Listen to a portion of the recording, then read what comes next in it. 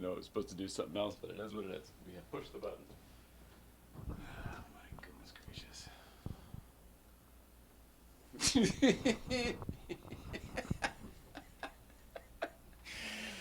Oh, hey, what's up? Hey, welcome back. It's Jay Ryan from the Late Night Playset. That's where we are. You know that because you dialed this up. We have a great one tonight. We are happy to be back on the show in the Playset doing this thing. I sound like Mike Chisholm. I don't know why. I got the whole thing. It's going to be a cavalcade, everybody. It's going to be a cavalcade. We got this pretty lady over here. She's hanging in there. She's doing her best. We'll talk all about that. We just picked up Yellowcar, so we're going to be talking about that. But what we're most excited about. You want to know? I mean, maybe I'll tell you. Maybe I won't. Maybe I won't tell you. I don't know. It's going to be one of those nights. Everybody's a little bit punchy. It's been the end of a long week. Yellowcar's back in the garage. We're going to be talking about that. Did I mention that? Yeah. Oh, shit. Misha Mansoor and Chris Rosales. Chris has a camera for the rest of you guys. They're both here, and it's going to be lots and lots of car talk. Car talk, we haven't done cars in a little bit. It's a cars and comedy show, as you know, but we have leaned towards comedy of late. We're back with the cars. I see that there's a bunch of people already on Instagram, and I know up in Canada there's a fellow who looks like that. What's up, Mike Chisholm? I'm stocked. I'm locked. I'm ready to hit the block, Jay. Mike's coming in hot and cocked, everybody. Hot and cocked. That's right. Well, no, I feel quite good. Enough for me to good get to around the desk, but all right. God damn it! But I'm here now. Did you have a nice weekend, everybody? Anybody? Everybody. Yeah. What about Canada? It was a weekend for the ages, Jay. Are you making fun of me now? Not a little bit. It's cool. We had reciprocal long weekends. Canada Day was Friday, and then the Saturday and the Sunday. So there's our long weekend. Of course, Independence Day is the 4th of July, my stepson's birthday. You guys had the Saturday, Sunday, and then the Monday. So it's the reciprocal long weekends for our two great nations. That is interesting. I didn't realize it, and as you were making a lot of sense, I realized that the Instagram feed stopped, and the only person who could tell us was the guy who was educating us at the same moment. So we simply can't do it all at once, folks. We just can't. But I actually feel better having the education. So was it Saturday was actually Canada Day, or was it Friday? Friday. So everybody was off on the Friday night and got to recover over 2 days, whereas you guys had the old build-up. Of course, then the extravaganza, and then on the Tuesday, an entire nation not working very hard, I think. A lot of this on Tuesday. That's what we showed. I know that. Yeah, I mean, I know that we actually, just speaking for ourselves, we were planning on doing a show on Tuesday. First of all, welcome back, everybody. It's Thursday, July 7th. We are here in the Playset. I'm talking to Mike Chisholm up in Canada. We've got the missus over here, and Misha Mansoor, Chris Rosales are in the green room to enter the Playset studio in just a few minutes. But in the meantime, we're talking about the holiday weekend and all. I kind of forgot. So for us personally, we had GVBC on Friday, as everybody knows. This one was not a great. Well, actually, the GVBC was amazing, but health, energy, Nicole-wise, not good. Full body shutdown mode. But we got through it. We got home, but the rest of the weekend was kind of a blur. I actually had forgotten Mike Chisholm until pretty much about 10 seconds ago that we recorded your podcast this weekend, so we should probably talk about that. I didn't even put it on the card. I forgot. And not because of you, just life, sir. Please don't take that as a slight of any type. But it's been a weekend, and then we also had on Sunday we mutually decided not to do anything else with our friends Paul and Jennifer Kramer. So we decided that we would. You were well enough after a day and a half of recoup that we went to breakfast. I don't want to speak for both of us, but I know that I, for the first time, definitely forgot it was our anniversary. We don't really do that. I'll just preface it with that. We're not really anniversary people, and we have a few other things going on in life every day. But we went to breakfast with Paul Kennel and Jennifer Kennel, And then Manuel Carrillo showed up, so it became sort of an impromptu thing, sort of like Hawaii always was. How like, oh, it's this, and then it becomes this, and then another magnet, and then another person comes over.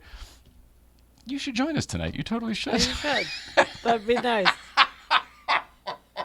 Also, like Hawaii. Here I am. Anyway, it felt like Hawaii, and there we got married in Hawaii. That's where we always went. That was our travel place. That was our happy place, and hopefully we'll be again. So whatever. Happy anniversary to you. Happy anniversary to the country. Happy anniversary to the country up north. Just happy anniversary all the way around. So it was Canada Day. I'm sorry for all the blathering. Should be gone 5 to 8 minutes. So was it Canada Day when we recorded your thing, Mike? It was the day after. Oh, you said that. Okay, I screwed it up. So yeah, Breakfast Club was Canada Day. Well, yeah, Breakfast Club was Canada Day. Yeah, and so yeah, Friday night we had all the fireworks and all of that kind of stuff, and then on the Saturday I got to get up and have an amazing conversation with you. Much of it recorded. I'm very excited about this episode. Go figure. It's going to go up. So tomorrow is Friday. Every Friday we have an episode that comes out. Arthur Kelly comes out there. And nice. I think we're going to do 1 week Friday for you. I wanted to release it immediately because I'm just so damn excited about it. And we do have other episodes in the can. Please don't say that. The people are going to then expect something from this episode, and it's just me blathering like usual. They already watched this show. Nobody from this show is going to tune in. You're going to get fresh eyes from yours, but people are sick of hearing from me. I guarantee it. It's charming. It's charming that you feel that way, but that is simply not the case. But that's not unlike the subject of our podcast, which is David Letterman and company. Many of the folks who worked for that organization feel exactly the same way. Yet when Gabe Abelson comes on here, you and I are like, we can't can't hear it enough. I feel that way about you. Many other people do as well. So live with it, buddy. You're very, as usual, you're very kind. So I'll say that. Thanks. Thank you. I have a Transformer on my shirt.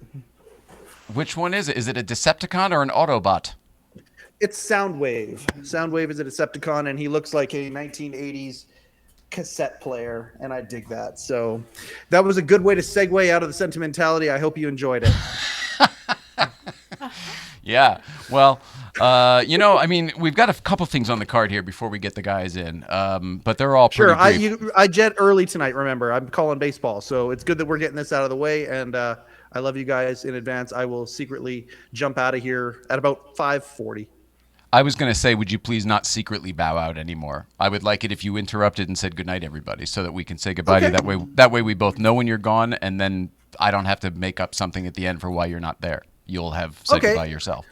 And then it's more closure for you, too. You're leaving the you're signing off. Oh, absolutely. I'll have a Hal Gurney outro. I went to broadcasting school. I know you want to do this job, but you haven't yet gone to broadcasting school. So if I can impart any of these little lessons, like 45 degrees into the mic, little things like that. I sit under the learning tree that is Jay Ryan. Dude, go find a different school. Find a different school. Find a different grove of tree. All right, so the first thing on the whole was the weekend, and that is already done. My neck is effed from Breakfast Club on Friday and the difficulties that came along with it. I hate to complain about any kind of physicality when I'm anywhere in the proximity of you because of everything you go through. But my goodness gracious, I've been uncomfortable for a number of days now. And it doesn't seem to be getting better. But that is neither here nor there. If I'm a little short with anybody, that might be why. Just explaining. All right, so East Coast feed, we may bail on depending on... No, I guess we should do it because of the holiday, right? All right, let's do it real quick, and then we'll blather some more in a second. East Coast feed, roll it, Al. Mr. and Mrs. Ryan, East Coast feed coming to you from Casa de Caz. Well, the backyard anyway. It's 4th of July weekend, and we ain't got shit to do but the rent. Anyway, just me and the girls hanging out here today. And there you go. We got Coraline's pool out here. This is how we do it in D Block, the finer things in life, like her pool. Totally had that. She's here relaxing. She don't want to do much today, so she said, Daddy, I'm going to relax here in the sun. And there it is. Boom. She's having a beer. This is it. This is how we do. Daddy's got a little gin and juice because that's how my grandfather did it back in the day. And that's it. We miss you guys. Love you very much. And I'll talk to you later. Have a good 4th. All right. Now, before any of the content, I'm hoping that our producer Mike there has a watchful eye on the. Did you happen to see the tattoos that were going on the Kazman there, sir? I didn't. I was just listening and hashtagging on All right. inside jokes, Well, gin and juice. So I if you didn't see guys it. ever get to meet, you'll be friends for life. Not just in collectordom, but in your I don't want to call it nerd tattoos, but like pop culture nerd tattoos, tattoos. pop culture. Yep. He had, I believe it's GI Joe. I think the stripe. It might be Cobra. The red stripes, kind of a tattered. That's Cobra. Yeah. You know what I'm talking about. I have on my back. I have 21 things that bring me joy, all coming out of a Ghostbusters trap. The trick is, one of the things that bring me joy is the Ghostbusters trap. Anyway, one of the things is also a GI Joe symbol as well. So, yeah, that's fantastic. Yeah. I can't You know wait to my meet this history. guy. I mean, how we connect with it and what we do with it is different, but we all there's a gravity for sure. Yeah. You know what I mean? I decided to go. Oh, I want to build Proton Pack. I want to build the car. I want to like get involved with the franchise and know the people. And he was like, you know what? I think I'm going to permanently mark it on my skin, like forever. Not in a place where he has to look at it, but still. I mean, that's like that is a showing of devotion. I don't know. I guess I have 2 tattoos, and they're both for like dad and family. My dad passed away when I was young. I don't know. Maybe I do get that sort of thing just for different stuff. I don't know. I know. I do have family on my tattoo as well. Oh, I'm sure. I didn't mean to imply that. Pop culture. No, over I'm saying it's a family. similarity. I'm saying that's no, because you were talking about a similarity between the two of us. Oh yeah. Oh, I see your point. Yeah. All right, there's that. All right, Yellowcar 2.0. Okay, well, theoretically it's done, but just like last time, all I did was drive it home from TLG. Now, just like last time, I'm gonna rave about it because nothing I thought would change did, and something I kind of didn't think seems like it might have. But again, it's way too soon to tell. I was expecting some sound change because like sometimes the upper end, it kind of makes it. But I think we were thinking of more on the lines of like an air intake or something like that. What we did is all still covered by the stock airbox, so it's not. It's technically still just as muted and muffled as it would have been, but the GT3 throttle body is a larger diameter, and then therefore this new plenum deal, this new IPD system that they put in, this kind of golf ball-y interior dimply thing. It's science. Theoretically, that is whatever the fuck. So here's the thing. I thought it would change the sound, and it didn't. And I thought it would kind of make it like a little bit more torquey, or maybe the word like a little punchier because of the more air, almost turbo-y. And it seemed to not be either one of those things, although I guess the CPU probably hasn't adjusted yet. But what did happen was the moment I got on the freeway, I had so much more top end. Now, I don't know if it was because I realized that, all of a sudden I'm not feeling much, I'm not expecting it, and then I just got on it, and the car was just serviced and had an oil change and all the other things, and you know how happy it gets when Herbie the Love Bug's out of fucking TLG, and it's just like, oh my God, Jim Douglas all over the place. So it could have been a little bit of that too. I don't know, but it seemed like all of a sudden, I mean, technically it adds power, so I don't know why I'm surprised. I guess I just didn't really expect it to. None of us really did. And we won't know until we actually put it back on the dyno at Ed Pink Racing next week, after we've driven it for a little bit. So this weekend, I guess there's going to be some Yellowcar driving. Great. If there's energy. We'll see. Excuse me, Jay. Yeah. Was it Bavaria 911 is asking, what is the horsepower rating for Yellowcar 2.0 off the dyno? You mean like from the factory? Is that what is it from the factory? It's 355 is what it's rated in the book from the factory. But I don't want to say the before number here on the show for what we got the other day until we get the after number, and not for any other reason than we may decide not to say it. You know what I mean? Not we don't give a shit. I didn't even want the dynos. The dyno is for Marco and TLG. But whatever. You know how it is. Somebody helps you out with a product. You know what I mean? They gave us a little bit of a deal on the price. So it's like, right. I don't want to, turns out it doesn't do a goddamn thing. You know what I mean? I don't want to turn it into that either. Right. It's not like they sent us one for free and, whatever. It doesn't matter. We can't talk about it yet. just don't want to. I want to do this thing right. All right, so yabber. It's going to be exciting, though. You'll know next week. We'll know everything one way or another next week. I don't know what's going on here. I'm sorry if we keep losing the Instagram feed. I can't tell why it's not charging. Life. Too much of a drain from life lately. It's affecting the electrical grid in here. Only on that, though. Everything else seems fine. I swear, life, I work all day to clear my energy. Oh, I'm sorry. I was nuts. not implying you. I'm just letting everyone know. It's like, call to arms. Good energy only. I can't take any more negative nonsense. Oh, you mean like out there and about, like when people are around. I know. Yeah. And then the other thing, too, is, and can I just, this is I'm going off the cuff, off the record, off everything here, off script. When she can't do what she used to be able to do. She can't take what she used to be able to take. You have to imagine your grandparent who's like fragile and you can't get them around. No, hey, you kids, calm down around grandma and grandpa. It's kind of like that now. So like at GVBC, at some point during the day, it becomes either the heat or the energy or whatever too much for her. Not anyone. It's not anybody. But we need to then get her across the street. And then it's good for a little while until then the energy's ramping up and then people are having a conversation about pickup trucks over you and Happens a lot. and you're just trying to tone it out. I just see your face. If I see you, I can then go run over and say something and then I'll be the asshole. But sometimes I don't see you and you don't speak up for yourself anymore for fear of being the old asshole you feel you used to be. Again, my words, not hers. But am I right? Yes. I love you for knowing it now. It's so great. It's so great. Self-awareness is key, everybody. None of us are perfect. I don't care what you think.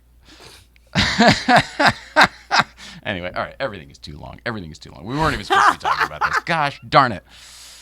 Did I finish Yellowcar 2.0? All right, yeah. What I want to get to, because somebody fucking 15 minutes ago brought up a director, and I wanted to, that segues to Whatcha Watchin, and we got to hit that because we skipped it the last couple times, and then we didn't do a show the other day. Sean Bishop was ill, by the way. I know we were going to do Tuesday. He was ill as a kite, I almost said. However ill gets at 3 a.m. He was sending me messages at 3 a.m. Because he was and didn't want to come in here and so. And then it turns out he and his family were exposed to COVID. So we rescheduled it for next Thursday, week from today. But now I don't remember how that works. So we got to figure out the timing. He's like, I'm on the bench. I don't know. But whatever. So that's what's going on that's the last thing from the weekend. All right. I fucking so scattered. I'm so sorry. Last thing from the weekend, right?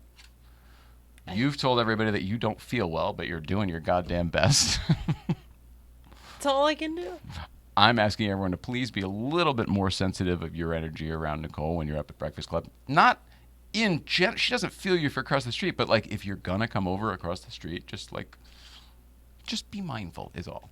And then Yellowcar 2.0, we talked about that. And then, all right, what you watching? Two things that we watched over the weekend that I can think of. One came up at Breakfast Club. At breakfast with Paul Kennel and Jennifer Kennel. And Manuel Kennel. It's new. The Abyss Special Edition. If you've seen the movie The Abyss, I'm not talking about that.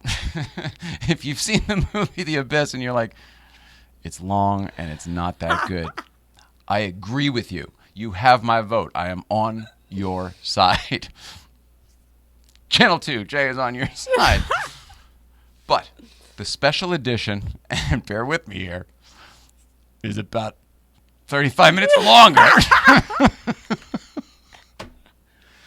But it's all of the parts that connect the whole. It makes the whole thing such a good story. Everything they pulled out, everything that the studio pulled out for time and content. It's so good. Here's the only problem. I recommended it to the Kennels to go watch. They were going to watch it later that day. They couldn't find it anywhere. You know how things revolve around on streaming nowadays? I've been noticing a thing lately where things that used to be there aren't there. And I don't mean like, it used to be on Netflix and it moved to Amazon. I mean like something that we have purchased on Amazon all of a sudden isn't there anymore. Like we can't watch it. luckily I download the stuff that we digitally purchase, so we have it on our media server. But it's happened both with Amazon, with something I just mentioned, and more recently with Apple TV or Apple iTunes, whatever it is, with the Billy Joel documentary, New York documentary, Mets documentary, Last Play at Shea, one of our favorite documentaries. In the drinking days, we would invite people over, get wasted, and be like, "You don't want to watch a good, you want to watch a good movie." We watched it like 24 times, ridiculous, but it's so good. Not available anywhere, including Apple TV, where I have purchased it. Now then, I thought to myself, "Oh, maybe I didn't purchase it. Maybe I had to illegally download it, whatever." So I went back to my media server and I checked it, and you go play it on something to see if it's got something called DRM, Digital Rights Management. Totally has the DRM. Meaning I bought that shit from Apple, can't play it on Plex or anywhere else, can only play it on my Apple TV, but it's no longer in the Apple Store. So it means I can't stream it if I want to. It means goddamn good thing I downloaded it. Something's up and I don't like it. We also realized about halfway through it's narrated by Alec Baldwin, so that may have something to do with it. But either way, I'm not okay with it. I paid like $15-$20 for that thing. Either way, it's yours. Yeah, that's what I thought. Anyway, all right. Oh, there's one other thing we watched. And if you can find the special edition, we both highly recommend, right? Of The Abyss. Oh, for sure. I'm going to tell you, don't watch the regular one. Don't watch it thinking, oh, maybe I can get 80% of it. Nope. And I'll put the other pieces together. You won't. It's not there. You can't. They totally different extracted story. It on purpose. It's like it's been redacted. Get the black fucking Yep. Sharpie. Nope, you can't. We can't show that. Nope, they're not ready for that. Nope, we're not talking about that. Keep in mind it's Cameron, so it's kind of forward thinking. Oh, one other thing. What's the other thing we watch?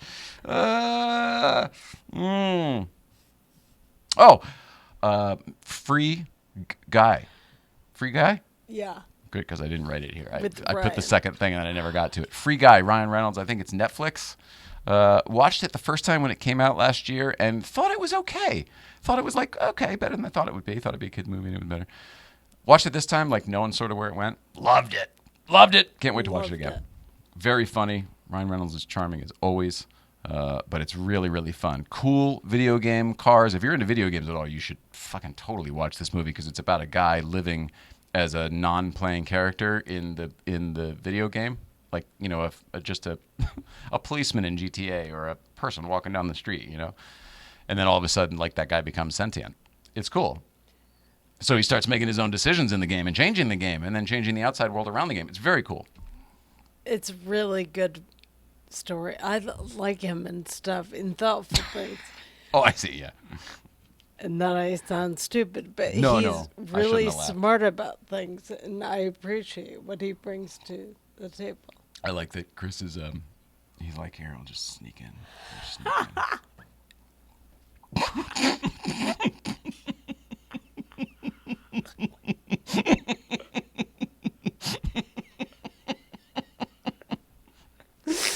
All right, well, the good news is that was the goddamn last thing to do. Now it's time to tell you about Sinclair Insurance because we couldn't do this if they didn't pay the bills. They say, all which separates men and boys. Gotta get serious. Who doesn't love talking about insurance? Most people don't love talking about insurance. Here, take that shit out of the equation, right? You get yourself a friend in the insurance business and let him take care of everything for you. They say, all which separates men and boys is the coverage for their toys. What types of toys, Mrs. Ryan? Collector cars. That's right! I won't make you work too hard today. Licensed in most states, St. Clair Insurance shops top providers so you get the best coverage for your toys. Simply go to coverageforyourtoys.com. Coverageforyourtoys.com. Coverageforyourtoys.com. And tell Jeff St. Clair that Nicole says hello because oftentimes I cannot. little MS humor on the end of a commercial. Who doesn't love Hilarious. a lovely little button at the end of a commercial that ties into some sort of autoimmune disease? Apparently that's for everything. Look, I wish there was insurance for you. Well, that's a terrible thing to say, but like insurance for what you have. Like, oh, well, if you get MS, you better have this. They don't have that, but maybe they should.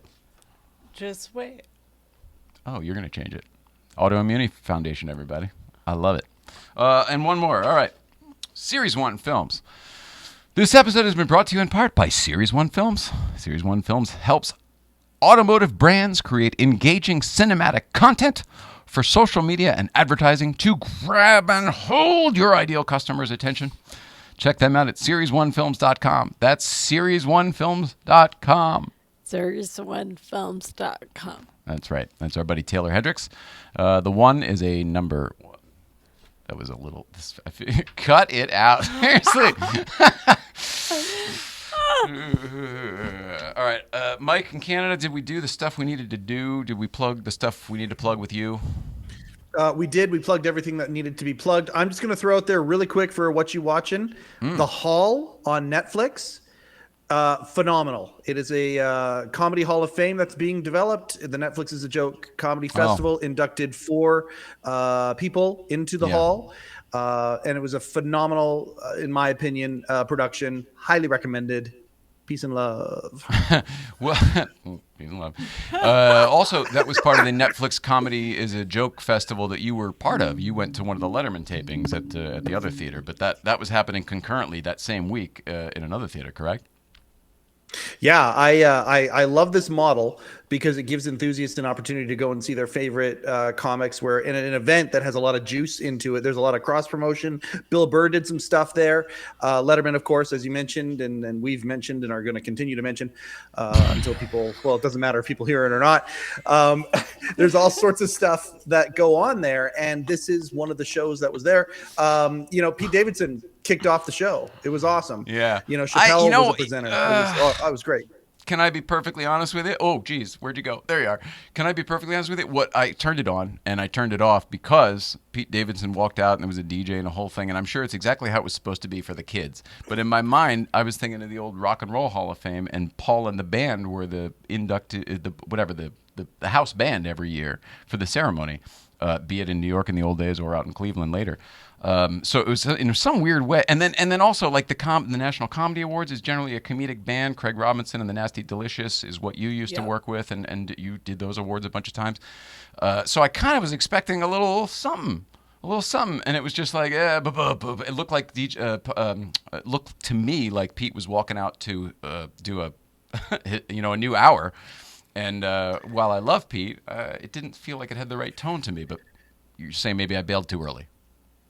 Well, first off, I'm 2 years older than you. The DJ was Mixmaster Mike from the Beastie Boys, and when I saw that, I was like, I didn't give it far enough. See, this is my point. I was like, amazing, and the intro that he did. The egg on my face right now. No, it's cool. When Jon Stewart came out. Now, so Jon Stewart, brings George Carlin into the hall, and as George Carlin comes out, Mixmaster Mike is spinning. How did George Carlin come out? Tell me how that happened. Jon Stewart, thank you, sir. As Jon Stewart came out, he was scratching. For 10 years. Yeah, well, and that came up on the show, believe it or not. It was a really cool thing. Seeing Jon Stewart and Chappelle. Anytime, John Mulaney, Chelsea Handler, and so Jeff Ross did an in memoriam. So very, very good. Everything you're describing is our old life. She would have been at and producing and at least with talent at every one of those events. That would have been one of those old weeks of like Comic-Con where you're just. I would have had to go from one to the other and see which one I had to miss. Like, there was a lot going on. And I couldn't do it all, you mean? Yeah, I knew a lot of the acts. Like, I would have been all over the place. I know. I felt so bad. Poor Mike up there. Like, he's like, oh, are you going to get on the website for tickets? It's 8 o'clock. I go, I've never gotten tickets to an event in my life, and it's not because I'm so special. It's just, like, that was never, I don't know. When you're backstage or on the stage, like, why do you need a ticket? It's kind of a weird thing. And it sounds like a douchey thing to say. It was the work that we used to do was always there. So I don't know. The things you're talking about, I think probably for a fan are really good because it's like access, right? You got access. You're right there. You're not just watching it on the thing. Yeah, without a doubt. I love being part of that. I mean, you bring up Comic-Con. This is Comedy-Con. It very, very much is in that city. People were talking about, that's where the Chappelle incident happened. Chappelle was on this show, The Hall, but he also did the Hollywood Bowl. And I was going to say, a couple blocks down the street. Yeah, the Hollywood Bowl. Yeah. and he got bowled over himself, or nearly. I thought there was a lot of juice in the event. If Nicole that's what you guys used to do, from the user perspective on the end, well done, and it's worth it, and it's awesome, and there's a lot of juice in that event. I love it. You've heard of Just for Laughs. You've heard of that may be the same one. What's the old Montreal? Yeah, that's Just for Laughs. And it's Just for Laughs. But there's all over the Austin one. You did one in Hawaii, the Maui one. All of those she used to have to go to. We started that, kicked it off with Craig in Maui. Yeah. So growing. Sorry, I thought you were cutting to me. Growing up, we had Comedy Central, but they also had the Canadian Comedy Channel. And on the Canadian Comedy Channel, they have already taken, it's a new model people would do with their YouTube videos now. Back then, they would take snippets of all sorts of the Just for Laughs stuff, and every single day on the Canadian Comedy Channel, there would be snippets of Just for Laughs. Just small, parts of a comedian's set, pranks that went on. Big thing. Awesome. I'm sorry, we got to get these guys in here. Go. Sorry about that. Enough with the comedy. A little more. I'm jetting out in 3 minutes anyway. I love you guys. Oh, is this goodbye then? Pretty quick, yeah. Okay. All right. Love you, pal. Have a great night. Thanks for love everything. you too. All right. Bye. Great time. Take a break. Turn the cameras around. Get these guys in here. Misha and Chris for the Rosales Mansoor experience coming in. Going to be in here in just a few minutes after these brief, Mrs. Ryan, brief words from our friends at Oh So Delicious Hot Sauce. The hot sauce. Made by bears. Oh, so delicious. It's the hot sauce made by bears. Garlic and serrano mixed with love and care. You can put it on your eggs, pour it on your rice. It's great on a leg, it's better on a slice. It's oh so delicious. It's the hot sauce made by bears.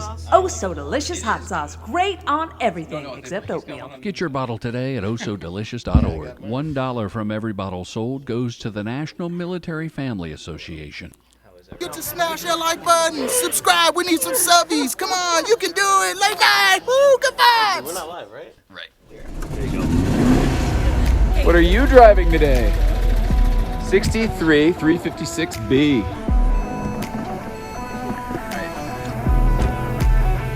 Hey, 111. What are you driving today? Here we go.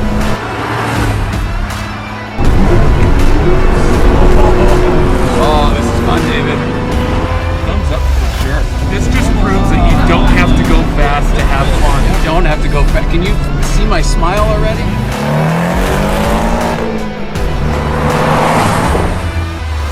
Okay, I'm impressed. Yeah, stick it. He's already got it. My car's gonna feel slow as balls after this, I'll tell you that. Pedal down. Yeah, baby. Yeah, it's all over the place.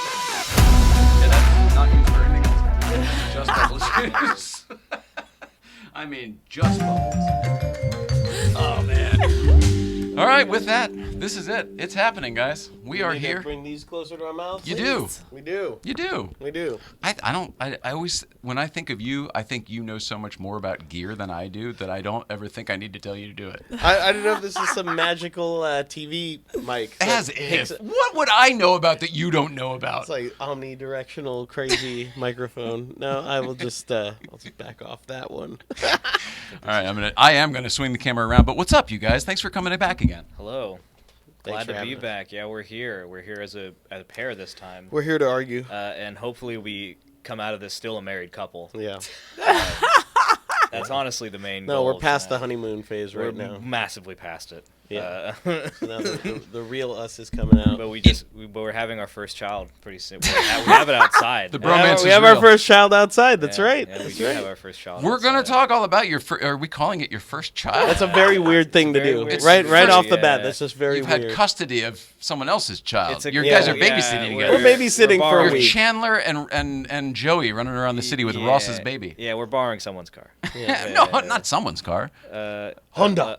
There you go. Honda's car. Honda-san's Yeah, car. we're- Jumping right into it. First press car. Yeah, First press press car. car. Yeah, Technically I my did, second. I did all of the work, clearly. I was going to segue by saying, like, all right, the talk up at Breakfast Club is that the next show that needs to happen, just period, is you guys need a show. And you're like, no, we're working on something. We're developing something. We're trying. We're working on a name. I don't know if you want to drop the name. It's not the Rosales Mansoor experience. No, we're trying to look. Okay, well, first off, let me preface Hoping for this. a created by credit there. It's on the podcast. We'll put that into consideration. Okay. But I think all band names or most band names are kind of terrible. But then the band's good and you don't care. Periphery is a terrible band name, right? but it works. You know, it's functional. But it doesn't matter. You know, if you like the band, I guarantee you there's a band that if you actually thought about it, you'd be like, oh, that is actually a horrible band name, but I love the band. I don't care, right? Oh, you're right. Yeah. I think shows and a lot of, we're thinking about names for if we're going to do something, what to call it. Naming in general is tough. It's very Naming's tough. hard. And I've been through it, for companies, bands, side projects, all that stuff. So it's just the same song and dance, pun intended, where it's like, where it's just, sorry. But like. So good. But yeah, it's a total pain. So we are workshopping. I think the one, you always have one that you're like, that's the one to beat. The one to beat right now is. Reverse Gear. Which. I think it's funny because it's like Top Gear. It's funny, subversive. but it's irreverent. And fifth gear. It's so good. But it's subversive. It's reversive. No one can. It's why didn't Marty hit that Rolls Royce? Now we have the explanation. Oh my gosh! I like the irreverence of the name. Yeah, very much. It's irreverent, just Wow. like us. Yeah. All right, so that's something to beat. Are there any other hot top? No, not a clue. there was one. No, I don't remember it. I don't even remember. And that's the sign. That's the sign. It's the only one we remember. Yeah. You can have a big R logo like on a shifter. I actually had a dream about it last night. Really? Well, I there you thought go. about the show last night. Yes, I would say that it would only fall apart if we find out that like it's taken like in some way. copyrighted or something. Or Yeah, but that's a tentative. That's our working title. Working title. I'm sure you could hyphenate or something to get around. Something like that. Underscore.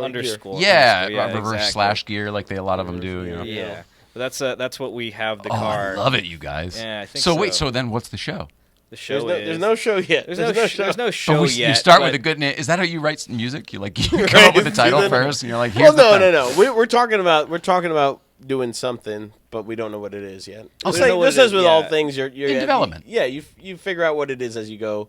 Exactly. We filmed something for my 720S, and I think we just had some technical issues that like. Right, but it was a first draft. This is gonna be a second draft, but we're gonna get something out of it. Did you see What Are You Driving Today? The whole thing's a first draft. You know Right. what I mean? Like you see the growth in the episode, but it's still a homegrown thing. No matter what you do these days, I think you're gonna kill it. Not to go too inside baseball, but that's like the goal of the show for me. Is keep it fun, keep it light. Keep it. Get press cars. Get press cars. Access. For the record, I don't want to be a journalist. I have no like there are actual. He's an actual journalist. I'm friends with enough actual journalists to respect the gravitas of a job like that and what it takes, and to be able to write, which I can't do. You have to be very smart. But that's the thing. You're very smart, but so handsome. But that's the so thing. handsome to do this job. But you can write. You just write in a different medium. Oh, that's thanks, the thing. Dad. Yeah. Oh, jeez. I was very poetic. I like that. Here's your participation prize. No, I just mean like it's for you to say like, I can't write is ridiculous. Now, of course, he can really write. He's really good. It's similar like with guitar, where it's like I'm just friends with people that are really good, and I'm like, oh, I'm not that level. Oh yeah. Okay. So like when I just see stuff he writes, stuff Johnny writes, or whatever, I'm like, wow, like you have a command over the English language that's really, really impressive. Then how do you ever? I'm sorry to interrupt, but then because of the company that we all keep, then how do you ever get out of imposter syndrome? Dumb. I don't think you do. We discussed this last show. You never see the peak. You never, But the goal is also not like that's not part of the goal. The goal is to get press cars. That's at the end of the day, it's because that honesty is going to get you so many press cars. No, but here's the thing. We love cars. We love cars. We have it's all I think about all day, and I just want to drive all the cars. Even when I'm buying cars, I'm going through them like crazy. I've tried to do it responsibly where so far I've not really been losing money doing that, which is great. Knock on wood, it continues. But the thing is like, and people are like, oh, why don't you just enjoy them? It's like, I am enjoying them, but like, I don't know how long I'm going to be around. I want to drive all the things. I want to drive all the things because every time I drive a car, even a car I don't like, I feel like I learned something. I feel like it's an interesting thing. I could draw so much from it. We're so lucky to have like the canyons here. You get to experience these things in ways that most people don't. So so I feel like owning these cars or having a press car like for a week, right? Right, yeah. We're gonna split it. We're gonna get to experience enough out of this to where I'll be like, I understand you, and then I'll want to know what the next thing is or what the competitor is, and it's just knowledge. It's like the pursuit of knowledge and passion. So that's why I just want press cars. It's just because I want to experience everything that cars with a capital C has to offer, and just. See, I don't know what the answer is. There's no answer. Cars just with a curious. capital C. I love it. Yeah. I love it. You know? Cars as a category. Cars in general. Yes, right? absolutely. But I like the idea of you get it for a week and you split it up, and then you get the two different perspectives. Right. Of it, so and then you guys for me, chat it up. Misha and I have been friends for a little bit. I like his perspective a lot. I like what he has to say. I really enjoy what Misha has to say. He has obvious passion. The cynicism isn't there. And I really like that. I like that he can just look at an object and experience it and drive it and say something about it that's meaningful and pretty much on the nose. You know what you're talking about.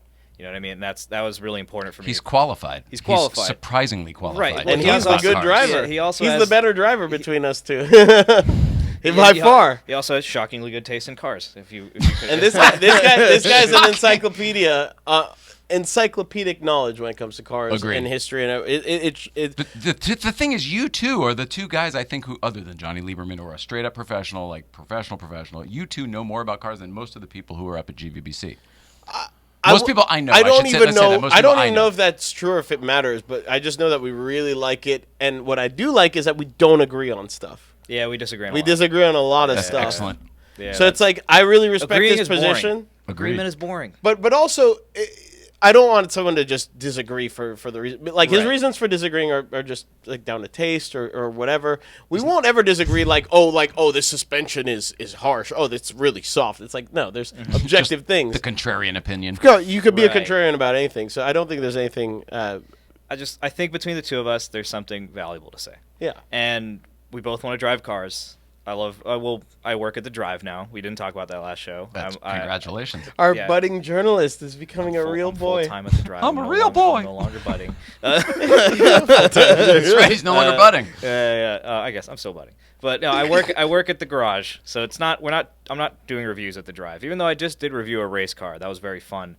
But I want to drive more cars, build up my portfolio and get some experience. And between the two of us, it's quite formidable, I think. Oh, yeah. I think there's something, it's going to be a good, #good content. Can we also talk about the fact that, like, cars are kind of great now? Yeah. They're getting better. Just a Civic. Like, even just on average. Oh, is that what you have? The SI? Or? Yeah, we have the brand new 2022 Civic SI or 2023. That car, so it's stickered, and I believe everything is going to go back to sticker soon, so let's just pretend like car market's softening. It is. I actually agree with both of you. But that is a $29,000 car. And it's shocking. I remember, like, growing up, right? Probably if we adjust for inflation, the cars that, like, my dad was, and my dad is very frugal and whatever, like, were around that price, if not more expensive.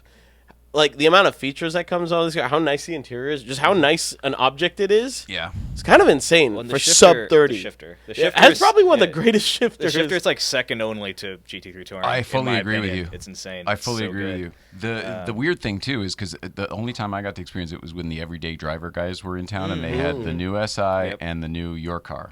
The new GTI, the Mark 8, the sat in both, expecting to like one more than the other substantially. And you did, but the other way around. Yep. You like the SI? Loved it.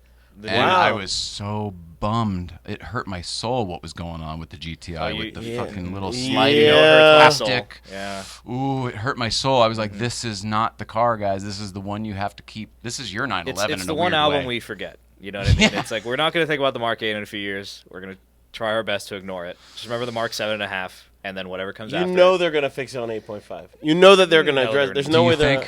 Germans don't admit they're wrong. I hope you're right. Of course they are, because I'd hate to kill off a whole love of a generation. Because no one's saying that dynamically it's bad. I haven't driven the new GTI, but dynamically the 7.5 is such a great car, and it's kind of the better car.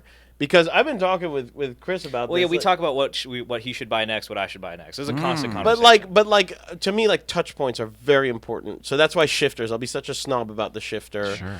The steering wheel itself, for example. Like, I hate chunky steering wheel, and I hate haptics. I think everyone hates piano black and haptics, and like there was this consensus where everyone was like, "Oh, that's what people want. Let's put it everywhere." The consensus started in a design school somewhere. Yeah, they're like, "Hey, you know what? People hate buttons." I think the consensus started in the 60s when Kubrick made 2001, right? Like everything is the damn monolith and everything, the iPhone and everything else, we're all going towards that. No buttons. It's an issue when you can't interact with the damn thing anymore. It used to be, that was the one machine, like from Volkswagen, that was the one where it was about the interaction between man and machine. You could really fucking pull some shit off. Exactly. And man, well, I I don't mean, know. you see it like with a lot of cars, like so. I still have my touring, right? And I've driven. Thank God. Thank God. That one's a keeper. That's a It keeper. really is a keeper. That's a great car. But I've driven the 992 extensively. I've driven it in the canyons. Johnny and I did a little comparo for fun, and man, what a formidable machine! I mean, the 992 is incredible, but I do get into mine, and I'm like, man, this interior is just right. You know, and I don't know if I'm just getting old or like what it is, or just becoming a purist. But like, I love tech. Don't get me wrong, I love tech. I absolutely do. But there is a point where I'm just like, it's nice to just be able to get in and drive. There's a lot of like buttons and screens and things you got to deal with on 992, which they can just get rid of that. I think we're in like this interesting. Remember when like screens just started popping up on cars, like nav systems, and it would just date a car. Like now, when you look at those cars, you're like, oh my god, how terrible! And any car that Any forewent Bangle that, BMW that has a right? weird shape with a rectangle in the middle, or there were weird ones that just kind of didn't fit. They were trying them out. The Prius, the first Prius, right? that was a bizarre one. And now any car that has that's like 15 years old just looks terrible because it's this really old. It's old dated. clunky system. Any car that didn't looks strangely modern and classic because it's like because the tech doesn't define the era. Yeah, you can't tell what era it is. Doesn't Ford date GT is it. a wonderful example of that, right? You look at Yeah. it and you're like, wow, like what a beautiful interior. Yeah. If that had a little ugly screen from 2005, you know that you'd be like, ugh, can we do something about It's a great that? point. It's a great point. So like I feel like we're in that Empirically era bad. now. Empirically bad, but I think the old screens are kind of charming. But maybe that's just my generation. No. Do you have to go find, like Wally, like scourge the junkyard to find one that doesn't have pixels burnt out? Like any Audi I ever had. E46s did that a lot. And Audis E46s did that as a lot. well. Audis did that a lot. Because they were the first gen digital Yes, dashes. yeah, they would just burn right in the middle. It's terrible. Yeah, no, that was no. That's, and at the that's time not that the was move, so yeah. cool. It was very cool. Early yeah. 2000s, having a screen in your car, what, like a TV? Don't even start. Remember the very first year of the E39 M5? I had that half screen. That was between the gauges. It was very, very ugly. I didn't like that at all. When it went full screen, then it was like, okay, you mean on the nav side? Yeah, on the that nav, was yeah, pitiful. yeah, It was yeah. 4.3. Yeah. It was a small 4.3 the screen very- that then they went to And 16.9. then the E46 M3 we didn't get. The European one, 2002, did that same thing. Looked terrible. You're Hated it. hilarious. Yeah, I love that you know that stuff. That's when I was buying those cars new. That's when I was into new tech and had to have every option and all that stuff. You don't want to know what I was and doing then in 2002. I don't. But then that M4 was the last. We thought, I got to do everything I always do. Check every box, get the nav, get all the different stuff. And it was so techy because it was the next gen that it rang my brain out. And as fast as it was and fun as it was and everything, we've had this conversation. It was that was the end of new for me. BMW has And become then- that company, though. Agreed. Just But all the like gesture control and all this. But it was the crazy- transition for me for where I got to where you seem to maybe be going now, where I go, Yeah. you know what? It's not about that for me anymore. I It's lo- I now love- about the tactical experience, which I is love why tech, I pulled all the and I out of think our tech can be used for good and it can be used for evil. So like, Dude, you know, you we can keep an iPhone in the car. Right? I mean, I'm just... But actually, this is an interesting talking point on the SI. Is I think Honda was very strategic. For example, I am pretty sure that not only does it not come with a nav, but I don't even think you can spec a nav. No, you can't. Yeah, no. Um, Most modern Hondas don't. But it's smart because why spend the money doing a nav when everyone's going to just use the wireless CarPlay that it CarPlay. does have? Right. Right? Yep. You're just going to use that anyways because now that's rendered infotainment completely useless. So you're taking $1,200 off the price. And now of the you car can put right it towards the adaptive cruise control, which it does have Yeah. on a manual, which you can And shift. rev You're making matches. sense, man. You can shift And it rev on matches. It's very good. adaptive cruise control, which I'm like, this is amazing. That's you know? weird. You're making sense. Yeah, and it's like put it towards things that actually matter. But it's got a. It's You got can shift with the clutch? Yeah. On, Yeah, rev matches for you. So if you're in adaptive cruise and you go from 5th to 4th, it'll rev match everything. It's super easy. I can't stand that rev match thing, though. When it's very can good, turn it off. When it's you can turn it off, but when you're in cruise control, might as well. And when you're not in cruise control, I want it off. My logic Yeah. is then you don't need it. What are you doing? That's true. Fair enough. I remember. It's gimmicky no matter what. It's going, look what I can do. You could do this if you were better. That's true. That's fair enough. I think a That's fair lot enough. of I'll give you people that. who drive manual don't. I don't know what It's they the do. tech. The M4 did that too, and I go, I mean, fuck it, I'm out. I'm a heel toe evangelist. Trust me. I No, turn I have a I turn serious it off. question. Yeah. Do most people rev match? That's a good question. I don't know. I do. Because I I don't know how to I do- not rev match. I Like, do what do you religiously, do? Do you just like let out the clutch and neutral. Oh god. I think those are the people who burn clutches. Like Yeah, other than Yellowcar with the situations we've been through, I've never replaced a Or the clutch people on who start any in car in second. my So entire this must be driving for those career. people because then you don't need to rev match and you won't ruin your clutch, right? Maybe. But I don't. But I I don't know know a how lot to of- stop a car Look, without like, or like, get into philosophically- gear without rev matching. You know, it's like Well, there's a lot of philosophically- people who put it in neutral and brake and don't downshift too. Those are the same people, so they don't Yeah. often need to rev match. Philosophically, no car should have auto rev matching. Realistically, Maybe they all should. no. If it has adaptive cruise, I'll take auto rev matching.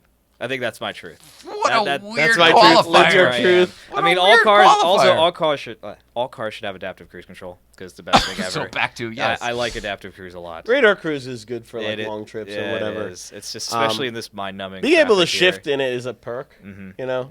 It's, yeah, Anyways, you this can is still rev really match. boring. Let's talk about. Are you other kidding? things. This is amazing. I love it. I just, but like, I love that there's not two other everyone people in here who are engineers it. just as squirrel as I am. Yeah. No. I what my point is with all of this is that I think they're very strategic with what they put their money into, and it's stuff that I think matters. Well, it's like, such- no one needs the nav, and no one's gonna spec it. No one should spec it. Like I complained about this for a few years, around 2015, 2014 to like 2018. Hondas weren't very Honda-y to me. I'd get in it and I'm like, oh, you feel like a Corolla. This is really boring. The 2012 Civic Si, bad vibes. Didn't like it. Same thing with the 10th gen. I didn't like the 10th gen SI very much. 10th gen Civic Type R, incredible car. Goated. I agree with everything you're saying. But this car has that Honda-ness, has that like that solution through engineering feel. You know what I mean? Everything's really high quality, and it's like so clearly engineering focused. I really like that. I like that there wasn't corners cut, at least in any meaningful way. What was in my mind, it's the first gen, but I know it's not really, but it was the 98, 99, only came in blue, red, and black. Yeah, that was the EM1 Civic Si, yeah. The Danbury Chive there, the guy with the tattoo and the kids and 4th of July. He had one of those back then, brand new. He worked at Honda, and he was able to. Even then, they were hard to get. They weren't just sitting in the dealerships. You had to like order special or whatever. order. Yeah. But he got one. And whenever I would visit Connecticut, that would be my car, and I would wring the piss out of that car a really because good he car. did. So he literally slammed the shit out of not suspension wise. I mean, just like fucking The gears. Oh my God! He is so abusive on cars, incredibly so that it was almost like fucking like set up real well because it was beat hard. Maybe that's why the transmission's like that, dude. The car was spectacular, is what I'm trying yeah. to say. For a stupid little, all my friends were driving Civics in high school, Yeah. and this was not that. That car is very special because it had the B16. It's a 1.6 liter, 8,200 RPM engine. Like it made like no power, made like 160 horsepower, but it made it was in a way. nothing till like 5,000 RPMs, Right. and then it was it was really high revving. Made it in a way that you wanted to keep revving it. That was a rod shifted gearbox too, which is it doesn't happen anymore. Now we have cable shifted gearboxes, so you kind of it feels a little cabley. This one does it. This SI feels Yeah, this new one I feels thought it was amazing. rod shifted. Really, I love hearing that. Yeah, but like rod shifted gearbox is lost art, one of the best things ever. And those Civics are really good, and they're like nice to drive on the highway. I think. Ironically, I think my BRZ is rod shifted, right? Your BRZ is like direct shifted. It's And like right on the gearbox. the SI box feels better. It does. The BRZ is What? good. The BRZ is a good box. Don't get me wrong. Wow. Don't get me wrong. But the SI is a bit. You don't is a get the better box. That's vibrations. crazy praise. He's right. It's direct. You gotta come outside Yeah, after you this. gotta- You'll be like, you'll what come is outside this and try doing in this car? Yeah. Is this from like a GT3 or like an Evora or It's something? an incredible like, shifter. It's yeah. actually Awesome. It makes Yeah. the car really easy to interact with. It Yep. makes it satisfying. You know, it makes it memorable. Makes And you want to go drive it. And again, the touch points are what you. Very important. If Very you want to go important. through the journalist dribble, nice steering, nice heavy steering, great shifter, great clutch, single mass flywheel, so it's all responsive and stuff. What? Really? Single mass flywheel. Whoa, that's impressive. So there's certain weird things. If you're talking about because he was like, is this a better GTI than a GTI? Where a GTI wins is it's just more limousine it's more refined. tractable. That's your word. Tractable. Yeah. That's what It's well it's better around town for sure. It's like easier on the bumps. The SI's got a long wheelbase now. This has probably a longer wheelbase. Yeah, the than figure is anything. like 2 inches longer than the previous one or something. Yeah. It's a long car. It doesn't look it. It hides its proportions really well compared to the last But one. this The one last Civic was it weird. bumps around. It's got Type R like bushings and things like that. Wow. It's got Type R B arms, Type R compliance bushings in the back. Like it's all like 80% stiffer. He'll give you the stats on it. It's got Type R. Because we got him, parts, we're which like is cool. okay, like this is pretty serious. And I've noticed cars have gotten stiffer. Like just in Nürburgring.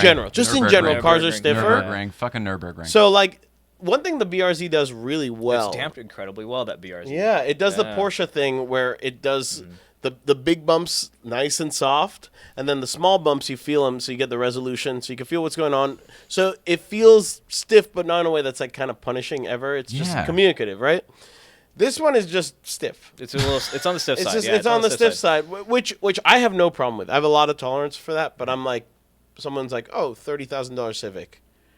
I'd imagine this would be a pretty good riding car. It's like it's gonna be a bit more than you're expecting, and then that shifter's pretty serious. You know, it's a sports car. Like it's a bona fide sports car. It's surprising me because sports sedan. Sorry, I appreciate you saying that because I was going to say it looks to me less sporty. It looks more like an old generation A4. To me. It looks more refined and conservative. That's the modern Civic thing.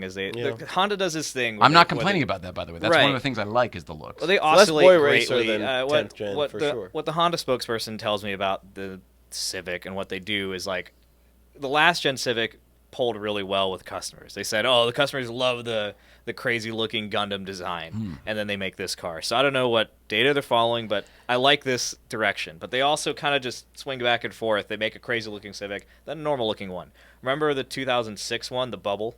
Yeah, that was crazy looking. And then they made a really normal one after that. And then they made the 10th gen, which is crazy looking. And now they have this normal one. It probably just has two teams, they alternate. Was the Bubble the one that had the shifter out of the dashboard? It looked like a minivan. That was a run just before it. Okay, that was a weird one too. That little cube thing. I saw that at the auto show. I was like, those what cars, are you doing? Every time I say I hate those cars, I get a lot of flack. I just think they weren't good because they had a CRV motor. It wasn't very special. No, that's right. Yeah.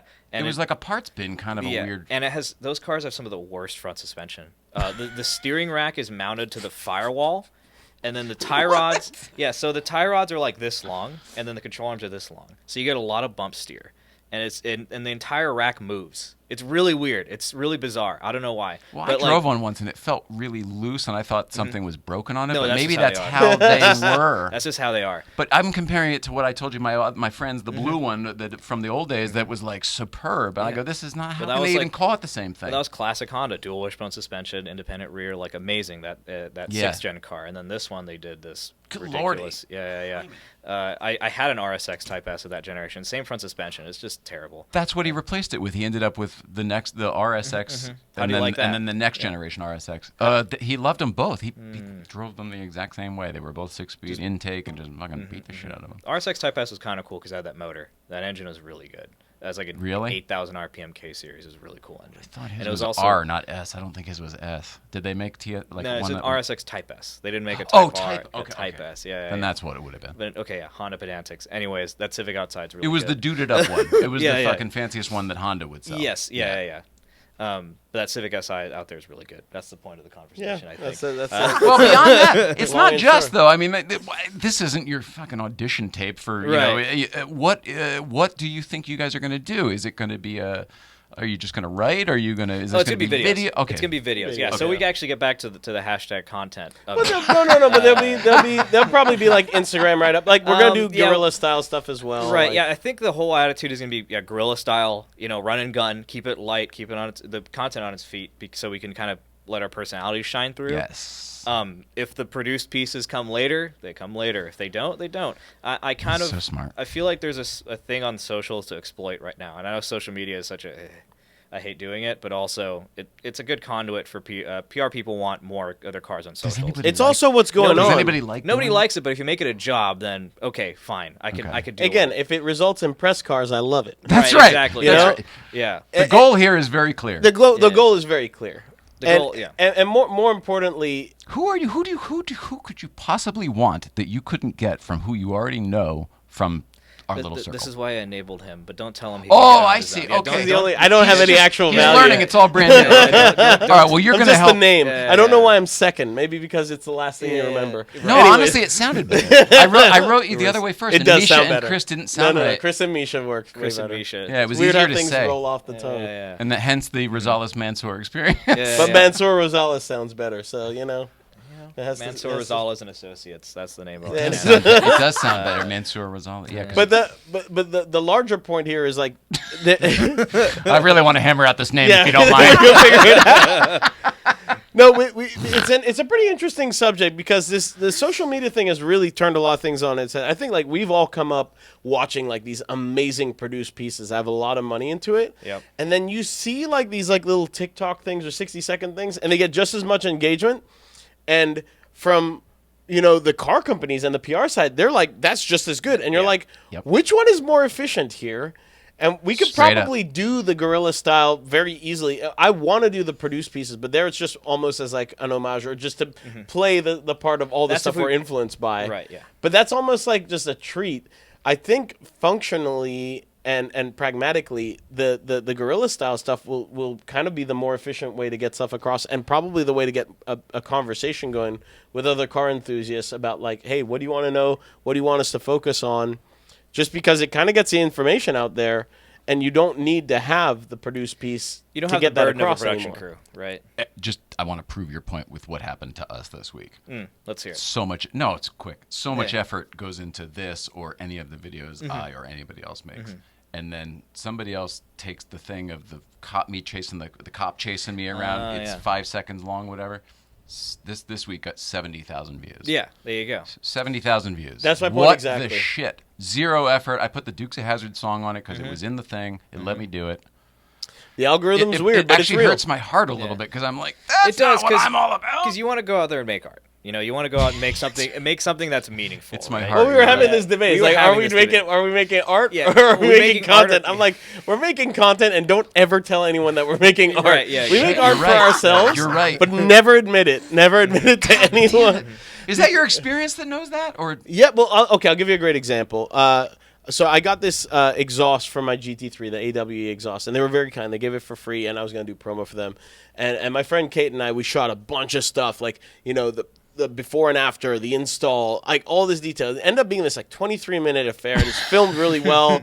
And I think we really crushed it. And it's sitting at like a couple thousand views, and no one Kate cares, did a really right? good job with that video, too. I had a amazing run job, and gun thing just in the car right after, where you just see me reacting to the sound. You can hear it, and it's clipping the mic. It's really bad. It's all shaky. She's in the right seat. I think that has more views. I know. And then I did like a GoPro POV thing, like back when Joe Richardson was working with Ferrari. He was very kindly let me get a drive in an SF90 in the canyons, right? I just put a GoPro on my head and just walk up, and I'm just kind of just driving in the canyons at moderate speed and talking about why it's enjoyable.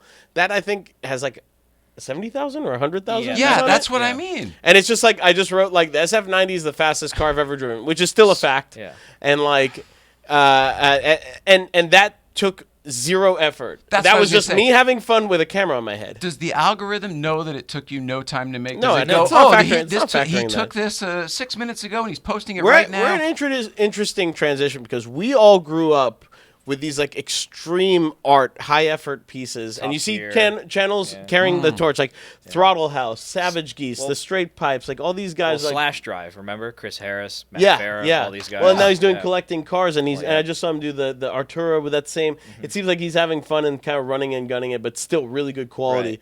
And it's like these things all take effort, and you have to film it, and money, grade it, and time, edit, and all that stuff to make it collecting look. all those people in one place. It's It's tough. a lot of stuff. I've done 2 lightweight sort of videos that were still produced, and it still takes a whole day. It takes a lot of time, a lot of takes, getting it right, doing the whole setup, planning it out, script writing, doing these things. It's time consuming. I'd rather just get in the car with a camera and just kind of spiel a bit and have that be your base content. Anything beyond that is a bonus. And the value to the PR people is the same. The value to me is the same because I get to drive the car and I get to talk about it. I get to say my thoughts. I don't like production is great. But where we are now, it's the game's different. I think If the messaging gets to the user, the sponsor doesn't give a fuck about. In fact, they would prefer it costs nothing to make. Right, exactly. It's more about your conscience, and my conscience. It doesn't weigh because I do writing. I do my little thing, my little artsy thing that I want to do, and I do it right, and I have that outlet for that. But for me to drive cars, we have a little combo here where I have I know the contacts, and I can talk to people, and he has. The pretty face. That's right, of course. Yeah, the beautiful. The pretty face and the enthusiasm. Thanks, Dad. That's 2 for 2. That's very proud of you, son. but the thing is, like, this is why I said, like, the goal is to get press cars. Remember that. Yeah, press cars. That's really the entire goal. Then art. Press cars, then art. If we get art out of it, I'm not getting it. What is he trying to say? it's like when I'm like, with the band, the goal was to write the music I wanted, and if the money comes, great. Oh, yeah. So it says get the press cards. If the art comes out of it, great. But if it doesn't, we're getting the press cards. We're getting to him and I still get to nerd out and argue about it. Yeah, exactly. I just think it'd be which we do anyways. I just think it'd be fun to watch, and I'm still approaching this journalistically. We're still doing this completely fair. We're not taking any payments or anything from the manufacturers. We're driving the cars, giving them an objective review. And it'll be important to be honest. Like I do want to be honest about the things I like and dislike. I don't want to.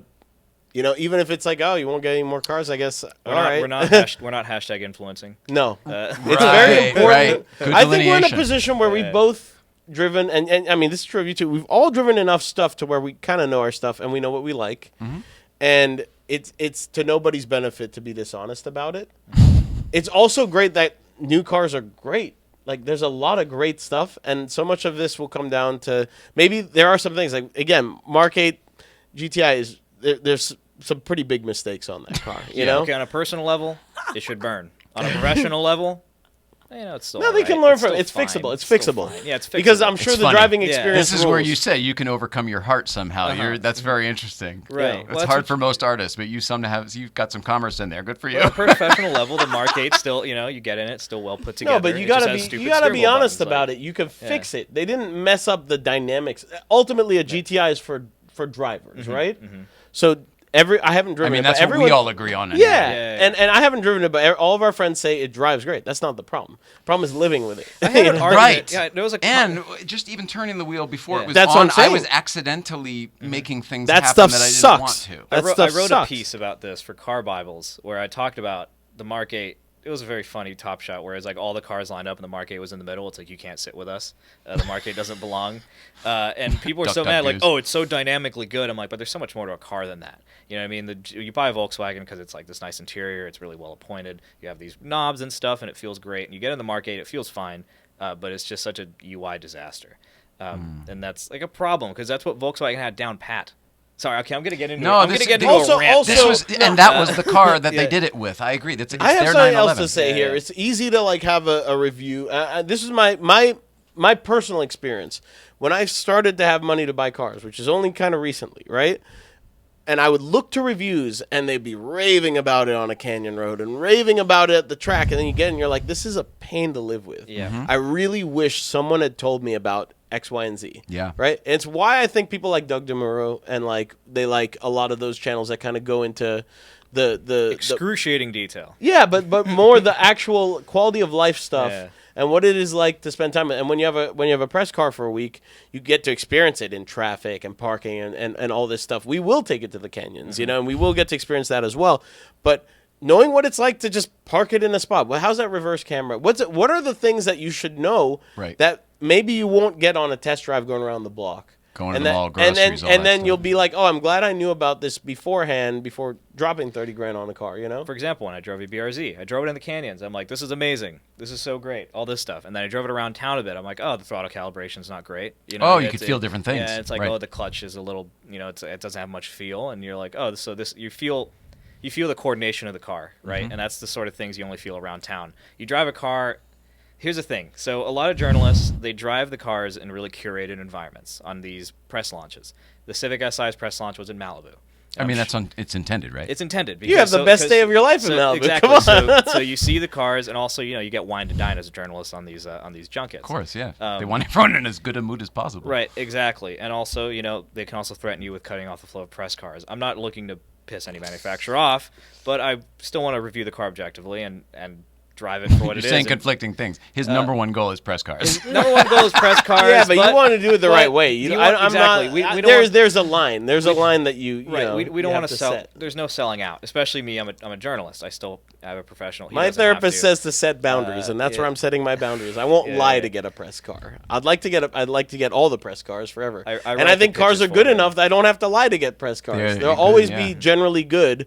There may be some terrible ones, and if it's terrible, I should be allowed to call it out on. They should deserve to know. They deserve to know. I would want to know if I was missing the mark on something. I'd want to know too. It's a conversation when it comes to you talk to the manufacturer and all that stuff. You're very fucking mature for your age. Do you know that? I mean, other people. That's why I hang out with him. For real.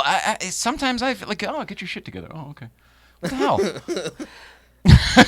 Sure. It's funny. You're young. I'm just saying, your maturity is happening at an incredible rate. Because when I first met you, you were like the guy who would jump in any conversation or whatever, and now you're like the wise guy who sits in the corner and knows everything. Yeah. I'm still a know-it-all. We're working on that part. All right, so you did just buy a car. Yes. Can we Wait, talk? which one? Oh, well, good point. All right. Yeah, Well, your everyday car. Oh, the BRZ. Oh, the yeah. BRZ. I would like to talk about that and Yeah. a little bit of your review because you all took it. Was it last week up Yeah, at we Breakfast took it Club? ripping, It was doing laps up at Breakfast Club. Oh, yeah. Everyone was taking a turn. Well, that's the best part about Breakfast Club. We've unofficially been reviewing cars and coming to conclusions about them by driving because it's kind of a free for all up there. So I've been letting everyone drive my cars. You haven't been driving enough of them. You've been busy enough, doing your thing. It's time to get back to that. Actually, Yeah, I was just yeah. saying how much I missed it. Yeah, but I've been letting whoever as long as I know them and I know they can drive. Yeah, just let them go drive. I've let people drive the McLaren, let people drive the Touring and the BRZ. I know everyone was excited about it. So Well, the BRZ is an exciting car. I yeah, like it's that great car in a the lot, canyons. I Turns love out that car. lowering the tire pressure makes a big difference. Yes. Yeah. When we first rode, I had like 40 psi in the tire, so the steering was like Yeah, nothing was happening, kind of vibes. But Oh. and it was now- pushing a lot. It was very pushy. Yeah. Now it's fantastic. I really like that. Yeah. car. Yeah. Now it's like the kind of car. It's like okay. As long as you keep the speed up, you're keeping up with basically everything. Maybe not 9 mile, but like for most of it, yeah, you're gonna keep up with most things. Just Well, because that car can rotate, yes, and Yes, that's the best thing about it. it I mean, is. You can It keep is the speed it on that is road because of the slight- rotation. Slight understeer, but relatively neutral balance. Didn't the tire pressure probably helped with the understeer though, right? Oh no, I'm saying just as a Just general dynamically. dynamically as a car, and I'm sure that's just the alignment. It is a daily. So the reason I didn't even drop the tire pressures at first was because I was like, this is a daily. I want to get like good gas mileage, whatever, and it's not very strong on that to begin with. Right. But feel a then little more but then I power, dropped too. then I dropped it down to like 32, 33, and I was like, oh, the grip is real, you know. Yeah. Because you got And- all that weight in the front now. Not Yeah, all that weight, but I mean the front engine. I think that's where the car is actually really good. Is that there's not that much weight up front, Yeah. and it's as low and as far back as they can Has that really low center manage. of It's a gravity. I just mean tiny it's your engine. only front engine car. Yes, it is. It is. It isn't is. No, It is your my- Defender. Oh yeah. Oh, my I Defender. forgot about the My- Defender. Yeah, that's the other one. I think of that as your everyday car. That the hell? was so that was my everyday car, and now I'm actually thinking about getting out of it because I think I could get out of it for pretty much what I paid, and I am kind of just driving the BRZ everywhere. Couldn't you sell it on your own for probably more than you paid? Potentially. I guess the market's a little weird right now. It just depends, and I don't have time. It depends on what. There's a few things I haven't. I always have irons in the It's fire. funny. Yeah, 'cause you I do. told you, I implored you to get a Defender so you could off-road it. Yeah. Has that truck seen dirt, Misha? Yes, the one time that we The took one it out. time where you parked under the dirt so you could take my press truck off-roading? Yes. Okay, yeah. Didn't you guys even go off-roading like to get you ready We did. for it? We did. Yes, His, yeah, I had a Frontier for the drive. It was great. yeah. It was great, but I just haven't been off-roading it, and then because I'm not off-roading it, and it's not great on gas mileage. It's a really comfortable car, was really but it's just expensive. like the BRZ is kind of more fun and gets better gas mileage. Yeah. And that's a great LA The car. BRZ is a really good car. It's Just a good it's car. damp so supple. It's so supple. It's just such a nice- great everyday car. It's a great everyday Yeah, car. I do Like really shockingly like good. that. They fixed the one thing that was wrong with it which was the engine.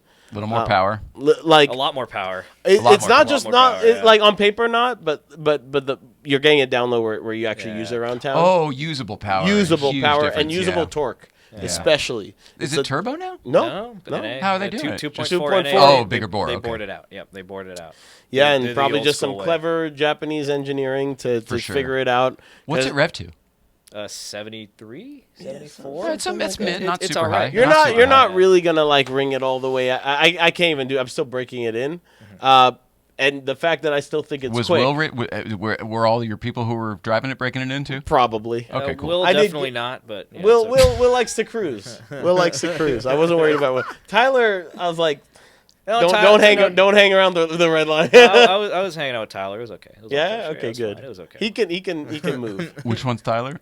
which was our actor motorcycle friend who's just got his pilot's license. Christ, of course. Tyler James. Yeah. Tyler Williams, maybe. Yes, Tyler Williams. He's going to be so hurt when he hears this. Yeah. But everything makes sense now because the last he's the time, only Tyler I know. Yeah. But last time we saw him with a car, last car he had. Oh, the Corvette. You were driving it, and then I exploded it.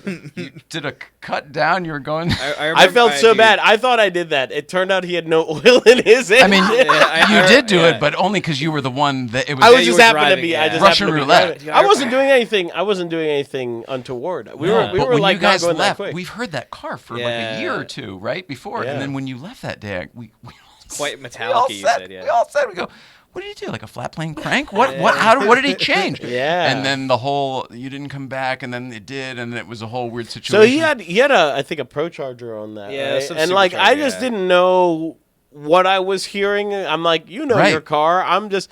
Because I forget if I drove both ways, but I definitely drove it back. You drove it back, and I'm like, okay, power is feeling a little weird. And he's like, I don't like that sound. Stop.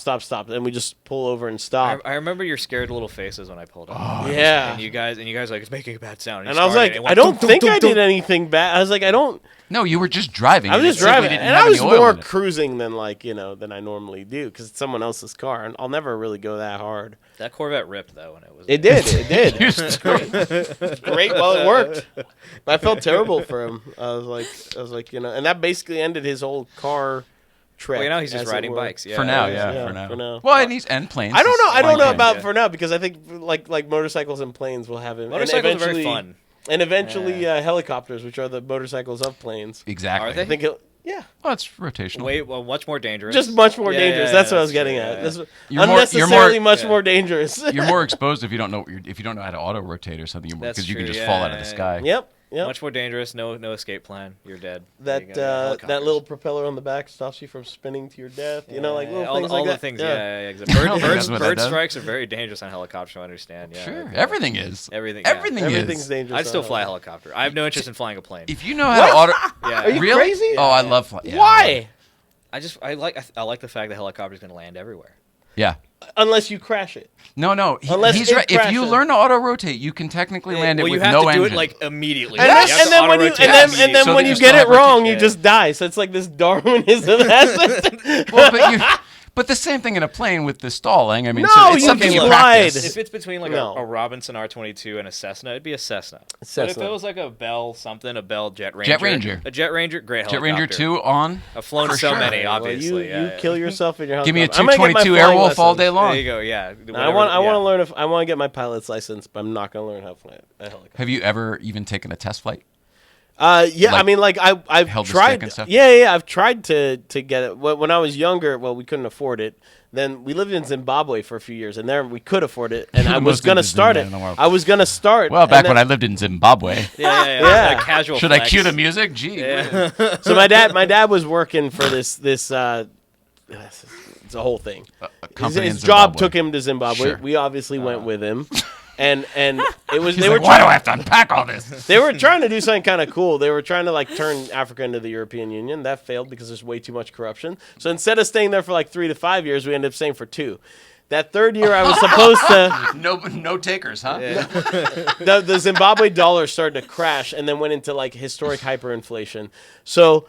Like in that third year, I was supposed to start flying lessons because we could actually afford it there. Like it was cheap enough, and my dad was making enough to where he's like, "I'll get those for you." Like you always wanted. Always wanted to be a pilot. Same here. Always. Same. And we just couldn't afford it, And then now I can afford it, but I haven't had the time. It's a fucking commitment. Yeah. It also takes a lot of brain power because you got to learn. I don't have that, so I'm going to have all the extra time. And you have the bandwidth. Bandwidth is what I should say. Well, I do flight simulator and all that stuff, and we do it in VR and all that, and it's great. I love planes. I adore planes. Planes are sick. But I just haven't had the time. It is a life goal. It's something. It's a bucket list. Something I'm going to do. I'm not going to learn. Have you ever? Sorry. Flown? No. Yeah. Oh, okay. Only in. No, I've held. He's a very old wise man now. He turns into this guy like, oh well, of course I'd love to. In my when I was in Nam, flew Hueys in Nam. Of course. Yeah, he's my child soldier friend right here. He's lived many lives. Have you ever jumped out of a plane? No. I will never do No. that. Neither one of you. I don't want No, to. I don't want to do that. Okay, fine. I like to fly. yeah. I don't He's want, afraid of falling. I don't Why want would to you jump out of be a jumping out of it. I don't want the plane to be falling out of the sky. I don't want to have to auto rotate or else. He's like, stop saying auto rotate. I want no rotation. I want the propeller to rotate, the plane to glide. Yeah. That's what I want to happen. And that is a life goal, and I would like to, like a Cessna or like a Beechcraft or something like that. You can learn in a Cessna. I'd fly like some twin engine thing.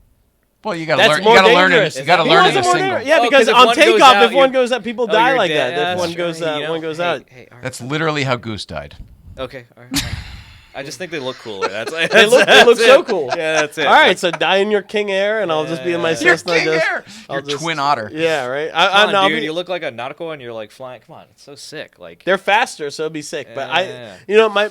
I feel like more people. Have you noticed more people, or is it just my circle, are getting their pilot's license? No, it's a thing. It's a thing. I think it's a timing thing. it's a TikTok trend, obviously. Is it? People have already bought all the cars and watches. Now we're gonna go yeah, take now we're flight. So on yeah, planes, but here's the thing. In the same way that you get that sense of Maybe freedom, it's a survival thing. maybe. The doomsday thing is very strong. That's true. That's why people are buying Ford Raptors in droves. But people like, people aren't buying planes. They're getting their license and renting planes, right? Because that's a smart way to do it. And unless you're Yeah, but way richer if than you I know am. how to, all you got to do is get to the airport. Right. You know what I mean? At that point, Yeah, but when the shit goes down, all you do is get to a plane. There's no keys for Fight- these that's things. why You you just need- get fight in people one for and the take airplane. it. that's when you need a Ram TRX. Yeah, that's what you do. And then No, because I'll take you down with my Hummer EV. Yeah, the Hummer EV, which weighs crab walk my way over your car. Yeah, crab walk. Yeah, exactly. And all I have to do is accelerate 9,000 pounds in 3 seconds. That much kinetic energy will go through anything, you know? Yeah, So your Ram will be will just be a little tin that's true. can. The Hummer EV is a Yep. superior. But back G.I. on the Joe point of vehicle. planes, I think what it is in the same way that when you got a car, it opened up your world. And it opened up where you could go and what you could do. Oh, we can now pop over here for dinner. That's you where I'm with him in the helicopter. Yeah, and that's fair. That's Dude, very how G fair. would it be to just land on a rooftop? I mean, yeah. Come on. That'd be Like, very serious, dude. Like, But are you guys kind of over helicopters at car events?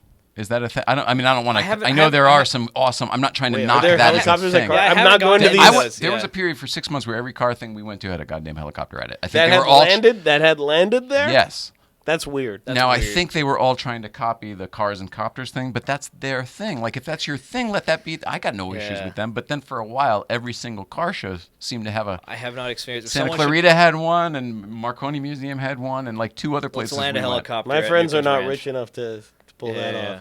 Yeah. Okay, all right. So I all haven't right, so seen it's that. not a thing. Not- Good, not- good. not that I I know didn't of. like it as a thing. If it's just a special I thing, don't really like that. want a helicopter landing near my car. Yeah, that sounds scary. They had us all move. That's They why had it you was move? a thing. They had us. Well, they had us. Yeah, whatever. They were like, make sure you leave before because last time they got sandblasted. Dude, that'd be really annoying. I wouldn't move out of the way for a helicopter. Like, I'm parked here. Leave me alone. It's an excuse to leave, isn't Yeah, it? I guess it is. That's true. Yeah, I don't. Okay, sorry, Yeah, gotta go. I guess. Yeah, I don't. I mean, she's getting tired anyway. Let's hit it. Yeah, exactly. I don't know. I haven't seen this helicopter landing scandal. So. All right. What is the ideal dream car? Excuse me, not ideal. Actually, answer anything you want. What's your ideal dream car? What is the ideal press car? Who are we going for here? You got Honda first. I can't imagine Toyota is the end goal here. No, I mean, getting Luke, like exotic. please give us a GT3 Touring. Thank you. Yeah. So get Porsche. Porsche's yeah. nice. Look, Yeah. my favorite brands are probably Porsche and McLaren. I just, they're very in line with what I like. They're nerd brands. You already have established relationships with I have them? an established relationship with them, but the reason I own one of each is because I love the brand. I love the cars, and I love those cars because they're a sign that those brands really respect the things that I respect. Well, McLaren's You do. You're have, like, passionate about that. McLarens are like the only cars with good steering left. Yeah, the fact that that's seriously, yeah. Better than Porsche now. well because they're hydraulic. They're hydraulic. Even the Artura's properly. hydraulic. Like that's like one of the biggest laments for modern cars is no one knows how to tune steering anymore, and it's like it's such a problem because you can make E-Pass feel good. Yeah. it is Well, possible. Porsche proves Is that that. true? Yeah, Porsche proves that. Porsche proves that. You got some. It's not going to be as good as a hydraulic one, but Yeah. for But it's what better it is, than other ones out there. yeah, Okay. yeah, no, it for feels sure. good. It Jeff feels good. Swart. I asked Jeff Swart the same thing, and his answer was that the kids who are growing up driving these cars now grew up playing video games, Well, no, unlike this is- us. So this that is- they're actually chasing that sort of. But feel. that's wrong. Yeah. Because, Agreed. Because my sim rig has more feel than most. Yeah, it does. Yeah. Our friend Well, Dave. We sim race I agree all with the that. time. Yeah, we no, sim I race agree with all that, the yeah. time. Well, our friend Dave also complains about this. Engineer at Mazda, and he complains about this. Like the young guns don't know what a car should feel like anymore. It's an interesting thing I'm hearing from a bunch of engineers. I think it's more that. It's a feedback Yeah. loop of like cars have had dead steering because people didn't bother to tune it. And then they're like, oh, this is what a car feels like. And then you get in a car where there's actually good steering. You're like, oh, it could be like this? Who knew? Yeah. Right. And you don't even have to know about cars to know that's a good thing. You'll just be like, oh, this is awesome. Or this is not scary to drive this car. Or I feel confident driving this car. You don't need to be able to break down why. Right. But I think That's a good I point. think it's a very generally liked thing to have feedback, you know? It should just be kinesthetic. It should Yeah, just you feel it's it. purely and it's there. kinesthetic. You know, you shouldn't have to think. Agreed. Well, back to the GTI. Well, the GTI is very good. The Civic Type R is a good example of a car that has really great steering, even if it is Now. yes. Yeah. It's the Civic Type R steering. So the issue is everyone has different ideas of what defines steering feel, right? Oh, right. And for We've me, all got different scales. we all have different scales, and for me, what's most important in steering is buildup of weight and texture. The Civic Type R has both those things. Yeah. It's not alive, but it's enough, and it feels good. The 765, that's alive. That's alive. But that's because steering. you're not building up. Any Like the weight, feel really. is just what is naturally yeah, being exactly. transferred. Now you have to emulate that. But the thing is that it Oh, can right. be emulated. It can be done well. I think Porsche does a really good job. I think the BRZ is pretty solid with that. BRZ's a little light for me. Yeah, but it's fine. It's fine. Yeah. And then you get the other end. You get like BMW, where it's just, Just they nothing. can't tune Tesla, anything. nothing. When you know. they used to be known for it. Right. It used to. But also, then you drive like old like was it E46s? And Oh, my ZHP. Well, my ZHP was broken. Something was wrong with yours. Something was wrong with my car. Because mine was the best BMW I ever had. And the white one I had before the blue one was also really good. So I think there's something weird about my car. Were yours both E40? Were yours Yeah, both E46, coupes? Both ZHP sedans. I mean, I'm sorry. Yeah, they're sedans. both Mine sedans. was a coupe. Yeah, So yeah. do you think that is a difference? Because were they still the same chassis then, or had they already split? They use the same racks. Sedans are stiffer and lighter. Sedans are stiffer. Sedans are more rigid, to be pedantic. Yeah, sedans are more rigid because they have that center pillar thing going on. Just the extra pillar. Something like that, or like the way it's positioned in the middle of the car. So the beefiness for the door frames, I get it. But they all tear subframes out, so it's fine. Yeah, there is that. But don't you think that was because the steering was so good? Don't you think we just all drove the piss out of them? Because Maybe, and we just wore them out. Yeah! It's possible. These cars are getting old now, so it's possible that you drive these old cars and these engineers are. Yours had more than 100,000 miles on it, right? It had 200,000. Oh, geez, some shit wore out on the steering. That's crazy. Yeah, exactly. Well, I swapped the rack. I don't know. Something was wrong with that car. Okay. Just fundamentally. But You've also driven. You said you drove a pretty minty. well, I drove this. M3. I'm trying to keep this opinion under wraps because I want my credibility to maintain in this Ooh, business. yeah, okay. E46 M3. My opinion on it. Lock and key. You'll hear it off the air. Hang on, though. Whose did you drive? I drove. It's a friend. One of my friend's friends, actually. It's a 70,000 mile 2006. So it was the very last car, non-competition package. Had the good steering rack. Manual? It was stick, yes. Not SMG. SMG's terrible. SMG2, wasn't it? SMG2 at SMG2, that point? yeah. Whoa. Still terrible. Still terrible. Awful. I thought it was a sweet car. I just thought it was a little disappointing as a performance car. It was like, it's fast. It's a missile on the highway. In the canyons, I was like, I'm left wanting, which shouldn't be the case. I don't know. You're not really wrong about that. Yeah. It's just that we've come so far. We've come so far. That's the point, and this is the thing people forget. Is that these old I cars had are that old. car when it Yeah. was new. You know what I mean? And it was fucking special and At the time, spectacular, there but it weren't- wasn't fast. Right. But at the time, to get the things that you get from your average sports car, you had to get a supercar. 100%. Now you can spend like 40, 50 grand, and you're getting effective supercar performance. The 2007 that replaced it when they went to the V92, N54 turbo The twin 335, turbocharge. yeah. So I had that too because of course new thing. We That's were in a those great days. car. I like that car. It is great, especially because the stuff you can do. But it was so much more goddamn car than the E46 it replaced that had more horsepower.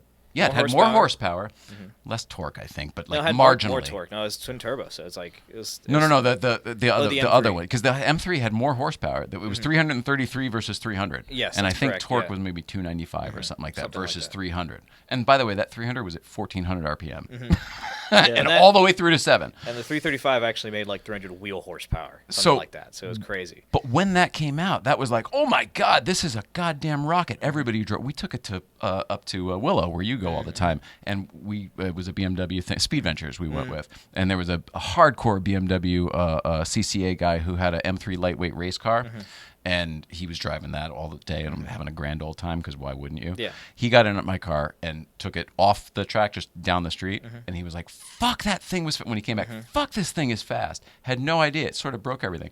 It changed everything. Then after that, then Maximas and Camrys and everything else had 300 horsepower. That's when horsepower became democratized. So what he's talking about, you used to have to pay through the roof to even kind of get it.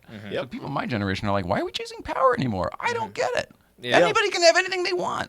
That's true. And that's why now what I'm finding myself attracted to is just pure driving experience. And the connection, and it is that X factor, and it's the things that are maybe a little bit harder to quantify. For example, 765 versus 720 on paper, not that different. Right. And also, like, It's insanely more esoteric, way out of the price range for everyone cars. Who should give a shit? But the 765, that car is. But his point is true. They're very similar on the paper. And you know, the 720 already had too much power. Oh, let's add like more and shorten gears and shorten the gears and so you'd be like, wow, that sounds like an unwieldy car. And yet the 765 is more controllable. I tell everyone this: the 765 is easier to drive than the 720. Still blows me away. Yeah, I mean, like it doesn't make sense to me. But if you get in that car, what you'll walk away is being like, wow, this is balanced, predictable, and it's confidence inspiring. It doesn't feel out of control at all. It's also fun. It's like extremely 4/10, yeah, 5/10, which is a weird thing. Great. This is a weird thing. This is where I think cars are at now. Is like we have these cars that stat sheets love, and people who can't, I get it. You can't necessarily afford it, or you're window shopping or whatever. You're like, oh, this is like 0 to 60 at 3.1. That's 3.3. That's better, right? Yeah. And you can't do any better other than like test drive around the block. You're not even that's not going to tell you. You have to really like drive and know how to drive. You have to load the steering up in a corner exactly. and feel it out of it. So like now you have all these cars are just like trying to make the spec sheet look good, and it's all just ridiculous. Where are you going to go? Where are you going to go from there? But what you can't put on a spec sheet is how does this car feel, and does it put a smile on your face? A very important thing that we're getting kind of obsessed with now is cars. To me, what makes a car special is that it should be special all the time, not when you're pushing the absolute limits in a canyon or on a track, because that's stupid and dangerous, and also you won't really get to experience why that car is special except for these very small moments. So the thing the 765 does well, 720 by its nature is trying to be more comfortable, and it's trying to be like kind of a more daily. It's amazing at its job. Yeah, but it's a little bit muted. So when you're going fast, you don't even realize it sometimes, right? And you kind of look like, whoa, we're going 120. That's crazy. Allegedly. The 765, yeah, we've never done it. The 765, which I haven't. I've driven at 65 miles an hour. At 65 miles an hour in the in the canyons, 55, 65, and you're chilling. It's actually still a weirdly fun car to be in. That's really great. I love that car. It doesn't need to be going nuts. You don't need to be revving it out or anything to have a good time and feel like I'm in something very special. It's because right now. they made it worse on purpose. They made it firmer. They made it louder. They made it more vibrating. It is not a jack of all trades anymore. It is now a canyon track car. Yeah.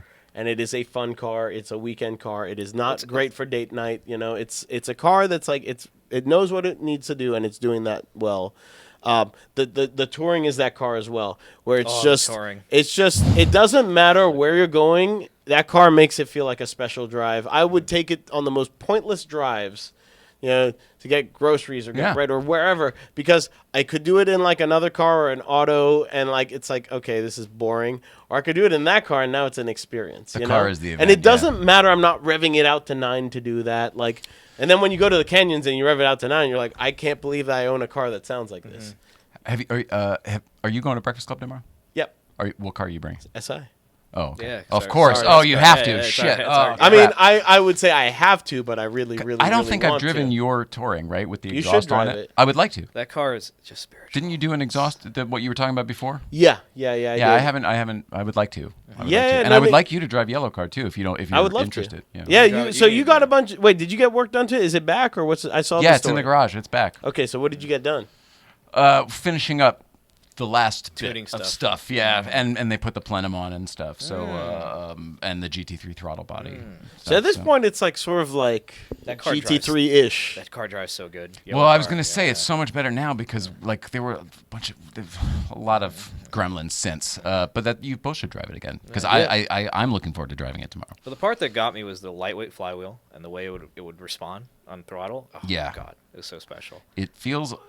I thought it might change with this thing, but it doesn't seem to change that so much as it seems to have maybe given it some top end. So we'll see. We'll see. That would make sense. We'll see. More air, I guess so. But it was like when I got on the 170, coming back from TLG, just doing what I normally do, and it was just like, I was like, Jesus. Oh, all right, cool. That's cool. See, Yeah. that's what you want. You want a characterful engine. Yeah, That's what you it want. woke it up a little bit. But I think maybe not. Hey, Too soon to tell. I'll tell you after tomorrow. I'll know for sure. At this point, what does Yellowcar have? Like done to it? Like It's a pretty big million little things. Yeah, a million little things. Like enough that it has completely changed the characteristics of it from another 997. Yeah. Lightweight flywheel, that Pfister exhaust, You've done suspension hard mounts on it, all right? around, Bilstein all Yeah. around with some BBI parts, I think. Right. And coilovers, went to coilovers from whatever the stock was. And you got that tuned for kind of canyon, kind of. Yes, Yeah. specifically for the crest, because that's Specifically for crest, the one yeah. place we are for the Yeah. most part. But is it and- still pretty good around town and all that? It's not like miserable or anything around town on that suspension? I don't like it currently. Yeah. But it's not TLG's fault. It's the coilovers they gave us. The spring rate is it's high. too stiff for the car, and our car had already had shit taken out of it anyway, and it's probably for a stock weight. So like it's whatever. I think I would I like got to a go question to a for you. slightly less spring rate and change nothing else. Well, I want to raise it up a half to an inch. And change the spring rate and then realign it and whatever. And then I think it might be like special. Yeah, softness is good in the canyon. Well, that's what I was like going to say. The first third, like up until AFH, it's kind of rough. And if your suspension's too stiff, you're going to feel it and you're going to start jumping and doing Oh yeah, things you that are bounce not around. great. We go up, well, I don't want to say it, but we sometimes take another road which is equally bumpy but not quite as curvy. And Up the other way? That's and worse. that way except is it's better. brutal. All of a sudden, that's where Yellowcar feels like it's driving on fucking Really? carpet, and it's like No I can kidding. haul through there 65 sometimes, usually 55. Yeah. And it's like wow, I'm kind of amazed. So it handles that little stuff really well then. and the big and stuff. the big stuff, I mean, too. Yeah, there's there's big chunks stuff. missing. No, that there, is too, a you know? that's like what I call So- like the Nürburgring suspension test there. Well, that's what I said to Marco, and he was like, "You should see it on a track." And I was because he built it, he builds race cars. Really well. See, the first part of Crest up to AFH is an interesting thing because it's not bad road or anything. It's just a little bumpy. Different surface, yeah. And I find that is such an interesting test as to what cars it upsets and which ones it doesn't. For example, 765 handles that pretty well. Really? Yeah, really. How's the BRZ with the stiffness? Good. It's Okay. not a Jersey stiff soft, car. It's yeah, not a. Jersey It's soft. if anything, it'll get shoved a little bit, but there's a couple bumps coming down like around one of the corners where you get that little dip there. Like you gotta that one you may want to slow down a little bit in the BRZ. 765 is planted, man. That car is absolutely planted in a way the 720 wasn't. 720, I always used to leave it in softer suspension for that first part because I just felt like it was getting kind of shaken around a little bit. Agreed. 765 is You might chew up weird. your tires, but the ride is much more comfortable. Yeah. In the softer. I mean, it's not even comfort. It's just you feel. I hate it when you feel like your car is getting shoved, like you're. Oh, Moving now over. I'm like a foot to the right, and I don't know why. Yeah. And obviously like road cars and like softer cars handle that a little bit better. I think it's an interesting test. And then after stiffness. AFH, then it gets a lot. Then you can put in sport mode. And But whatever. everything you're talking about, we experience exactly that. That Yeah. little kind of judder. It's an interesting test. Guys, this has been amazing. Is there anything we should talk about that we didn't? Because you've been in here over an hour. It's already. I really. I like cars. We really like cars. Yeah, some cars are folks good. on YouTube here. I got sucked into watching. Oh, it's AutoKent, Tomorrowland again, and Last Play at Shea. Love it. Hi, Paul. Refugee Republic, hello. Hello. And terrific show tonight. Manuel Carrillo, what's up, Hi, buddy? Manuel. Thank you so much. What's up? And I'm sure there's stuff on Instagram, but we'll get to that another time. So look forward to this Reverse Gear Project. The Untitled Reverse He Gear remembered Project. it, so that means it's good. It's Oh, good, it yeah. is good. It's okay. It is Okay, this good. makes me feel better. About I just the want to name. wear a shirt that It- says yeah. Reverse Gear. I mean, on you it. should probably check trademarks and stuff We should probably before check we just all that did stuff. this, Yeah, but yeah, like, yeah. Well, that's it's what we're good. giving you the inside scoop. You're the Well, I mean, first person we've told. This counts. We said it here. Yeah. You heard it here, folks. breaking news. Breaking news. Yeah, today is August It's 1st, July 1995. Oh, I see. And so we came up with this before you did. Yeah. Oh, I see. Yes, predate it by quite some margin. Yeah. Great all right. video quality for 95, if you ask me. Yeah, that's crazy. What's a podcast? Why does Dave look so funny? Chris Rosales, Misha Mansoor, I love you guys. How do people follow you? How do people stay in touch? At Chris has a camera. At Misha Periphery. On the Instagrams. And then maybe we on gotta do everything. at reverse gear. I think we have to do at reverse underscore. Yeah, we have gear. to. It's gonna be at underscore reverse underscore gear or something. Oh like wait, that. It's gonna be some underscore shit. first? It's gonna be some No, we shit. can't Yeah, do that. That's we're gonna crazy We're gonna pants. figure No, it we'll out. do We're the gonna- real reverse gear, the actual reverse gear. Yeah, there you go. The official reverse gear. Yeah, reverse The one gear. tried and true reverse gear. Yeah. Reverse gear periphery. Please, whoever reverse gear is, please just like let us have it. Aren't you making music too again right now? Yeah. So you're back in the studio too. Well, no, now I'm finally done. The reason I've been kind of MIA is that, like we've been working on the album. We've finished writing the new Periphery album. Congratulations. My responsibilities are like 90% done until we start mixing. Mm-hmm. So I get to relax and play with cars a bit more now, which is nice. Congratulations on that though. Thanks. It's been way too long. It was great seeing the guys. You brought the guys around a couple Yeah, times. I'd always It was bring the really, guys Really up. cool to meet everybody. Jake, we know. I'm but trying to get Jake to come out here. Get Jake on the out show. here. Might Get he? more- You mean like relocate? like a little more permanently, or at least like 6 months out of the year or something? Yeah. Is that like a realistic? I thing? hope so. That'd be great. I hope so. He I like Jake. when he comes I like and Jake. visits, it seems more realistic, and then when he goes home, it's like, yeah, you know. So I gotta get him. I think he's. Why don't you have him move here and then we can export Will Periphery? Yeah, we don't need. We don't. We'll yeah, send him that's back not to bad. wherever. Well, we're not. He'll go to New York. He loves it there. Will Periphery loves New York. Yeah. He does. do No. that. So there's a plan in motion. So I let Jake drive the touring in the canyons, and he was kind of afraid. He's driven manual his whole life, but like he hadn't driven in a while, and he was like, I think a lot of people who don't drive sports cars are like, oh, it's gonna be like scary. And he got in it, and he hear was things like, about a 911. sure. And he got in, and he's like, oh my god, like this is. Getting nervous. Sorry. I know the story is just it's too much. He crashed it. No, he got in and he was just like, "Oh my god, this is so easy to drive and it's so nice." What did he think it was going to be? Just a I think he different, thought it more was gonna be exotic like experience? really like jarring and like crazy, Yeah. and you have to like have crazy driver skill. You'll go off a cliff. So he goes home and he's like, "I want a sports car." He ends up with a Challenger. Which is not a sports car, Jake. No, but it's fine. I don't care. He was so adamant on getting an i8, and I'm so glad I talked him out of it. No. I'm so glad for years. Jake and an i8. That's a weird. For years, That's a weird 4 mental years, image. and I was like, get These guys literally love tech. anything. That's true. Yeah. Get anything else. He loved the doors. He wanted the billionaire doors. I don't know. Anyways, he ended up with a Challenger Scat Pack, which is the worst name for a car. Scat Pack. Worst name for a car, but whatever. It's sporty enough, and I told him, hey, drive that over here. We'll go to the canyons, and then you get to really see what your car can do. He's been going on drives with my friend Kevin Antriasian, who lives in New Jersey, and sort of seeing what he could do, and he loves it. And I was like, come out here, bring the car. I think if he comes out here with the car, we can get him into a better car. You can get him into a new not, Z. no, that's where you're going with it. Well, that's where everybody's going. You're the only one not, aren't you? Get out of that Challenger. Hey, we're just. Hey, I we're- really like your we're Porsche. just I'm going to go buy a Dodge. We're gonna start there. Everyone's gonna start somewhere, you know. For sure. I want Jake in a new Z. I That's- just- that's my personal vote. Oh, that's a good call. That's a great call, actually. That's the right stepping stone from a Chally. From a Chally And to he a keeps new the Z. horsepower. You He keep keeps the 400 horsepower that you can feel and use. Yeah, but Yes, I have told him that the actual perfect car for him, and Here I we stand go. by this. Is- Here we go. 718 Spider. Actually, I mean that's a perfect car Manual for everybody. 718 Spider, and then when he gets tired of it, he can go to demand and get them to give it more power than my GT3. Could do that. Yeah. I think a Cayman GTS would be more of a Jake vibe. No. All right, you guys need your own show. Spider. Anyways, yeah. You guys- 718 we're Spider. over. All right, good night, everybody. Thank you so much for being here. Let's see. Tomorrow we're up at GVBC. All of us probably are. You got the outside. We'll be up at See GVBC. you in a few This hours. weekend we'll be driving Yellowcar 2.0, I guess. And then next week, very exciting, Tom Dreesen's going to be here in person. Comedy legend and best friend of David Letterman going to be here in person. Tom Dreesen toured with Sinatra for years. Tom Dreesen, like heavy hitter. Tom, he said I'm a little nervous. That's You for got real. it. Wow, A little nervous. Yeah, you Car got guy? Whatever he wants. Whatever he wants to be. Oh, I hate cars. Yeah, me too. Yeah, I hate cars too. We love everybody. I love you. We love you guys. We all Love you collectively too. That's love why you we're out here. there. So I'm back for a third time, and playing for the fourth.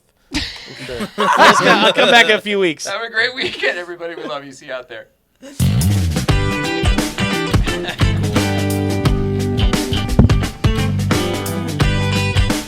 Woo.